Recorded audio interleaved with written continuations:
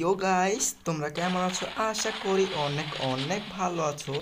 তো তোমরা যারা এখনো পর্যন্ত 2 জিবি র্যামের ফোনের গেম প্লে করো নিয়ে কিছু কথা বলবো এই ভিডিওতে। তো ভিডিওটা অনেক ইন্টারেস্টিং হতে চলেছে, তাই ভিডিওটা তোমরা অবশ্যই দেখো।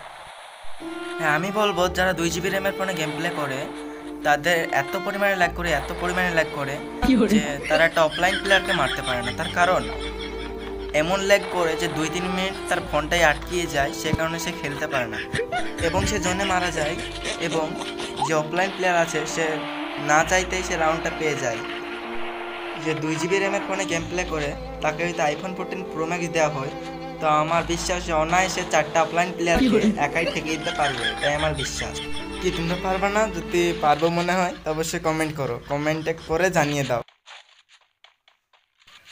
কিরে, আমার ফোন ল্যাগ করলে মনে হলো না? ও, আসলে আমিও তো 2 জিবি র্যামের ফোনে গেম প্লে করি। সত্যি গাইস, যারা 2 জিবি র্যামের ফোনে গেম প্লে করে আসলে তারাই বোঝে যে 2 জিবি র্যামের ফোনে গেম প্লে করা কতটা কঠিন।